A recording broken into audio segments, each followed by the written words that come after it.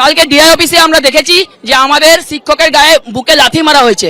আমাদেরকে বুকে গুলি করুন, গুলি, লাথি মারবেন না। লাথি তো মেরে দিয়েছেন, পেটে পেটে লাথি মেরে দিয়েছেন, আর লাথি নয় গুলি খেতে চাই, গুলি গুলি করে দিন, মরে যাব। দরকার নেই এরকম এরকম প্রশাসনকে। একদমই একদমই।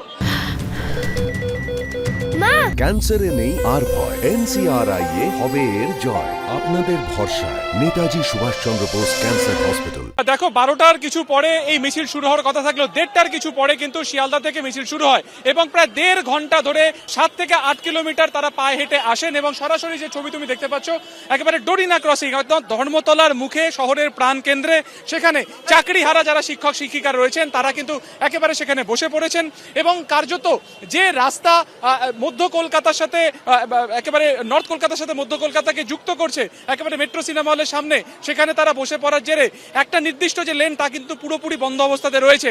অন্য যে একটি লেন খোলা রয়েছে সেটি কিন্তু একেবারে ধর্মতলা থেকে সেন্ট্রাল এভিনিউর দিকে যাওয়ার, ফলত অত্যন্ত গুরুত্বপূর্ণ এই রাস্তাতে প্রায় আধ ঘন্টা ধরে তারা বসে রয়েছেন এবং তাদের বক্তব্য একটাই যে তাদের নিয়োগ প্রক্রিয়া কমপ্লিট করতে হবে এবং তারা যাতে চাকরি ফের পান সেই সুব্যবস্থা করতে হবে এবং এই গোটা ঘটনাতে তারা কিন্তু কার্যত দোষারোপ করছেন এসএসসির দায়িত্ব জ্ঞানহীনতাকে। গতকালকে কসবা ঘটনার পরিপ্রেক্ষিতে এবং তাদের এই যে চাকরি খোয়া একেবারে চাকরি কার্যত চলে গিয়েছে সেই প্রতিবাদে তারা কিন্তু আজকে রাস্তায় নেমেছেন এবং সমাজের যারা বিশিষ্টজন রয়েছেন তাদেরকেও তাদের আহ্বান জানানো হয়েছিল। তার যে আমরা দেখতে পারলাম যে আরজিকর কাণ্ডের সেই সময় তারা যারা রাস্তায় নেমেছিলেন সেই জুনিয়র ডক্টরস ফোরামের যারা সদস্যরা তারা নেমেছেন, বিশিষ্টজনদের মধ্যে বাদশা মৈত্র এসেছিলেন।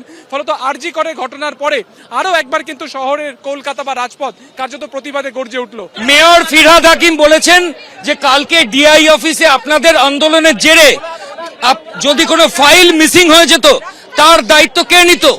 আপনারা কেন গেছিলেন?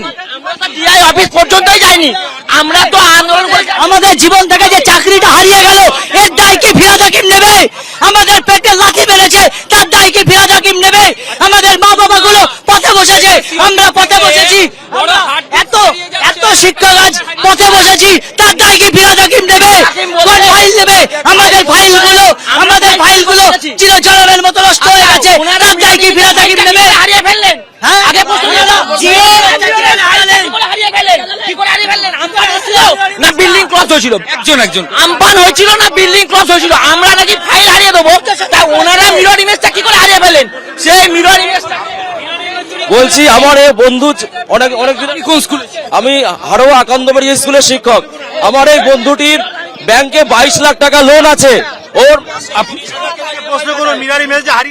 ওর মাসে 30,000 টাকা ইএমআই কাটায়, তাহলে যদি বেতন বন্ধ হয় ও কি নাম? আমার নাম আব্দুল্লাহ আল মঞ্জুম। কোন স্কুলের শিক্ষক? আমি মহেশপুর সর্বপল্লী হাই স্কুলের শিক্ষক। আপনার ব্যাংকে 5 লক্ষ টাকা ঋণ এই মুহূর্তে? 5 লক্ষ নয়, আমার ব্যাংকে 22 লক্ষ টাকা ঋণ, 22 লক্ষ টাকা ঋণ। আমার প্রতি মাসে 25,000 টাকা ইএমআই কাটে। এই যে পরিস্থিতি, আপনাদের এগেইনস্টে জোড়া এফআইআর, রাজ্যের মন্ত্রী মেয়র ফিরহাদ হাকিমের বক্তব্য যে আপনারা ডিআই অফিসে ডকুমেন্ট লুট করতে গেছেন, কি বলবেন? ওনারা যে এসএসসির আমাদের ওএমআর এর মিরর কপিটা লুট করেছেন, লুকিয়ে রেখেছেন, তার দায় কি ফিরহাদ হাকিম নেবেন? আজকে আমরা লোন নিয়েছি, বাড়ি করেছি, আমরা আজ পেটের দায়ে পথে বসে গেছি, তার দায় কি ফিরহাদ হাকিম নেবেন? ওরা লজ্জা করে না এই কথাটা বলতে? আজকে শিক্ষকদের ওএমআর এর পেনড্রাইভটা চুরি করেছেন, পেনড্রাইভটা লুকিয়ে রেখেছেন, তার দায় কি ফিরহাদ হাকিম নেবেন? ওনার লজ্জা হওয়া উচিত, কলকাতার মেয়র হিসেবে ওনার লজ্জা হওয়া উচিত যে শিক্ষকদের, উনিও তো একজন শিক্ষকের কাছে পড়াশোনা করেছেন।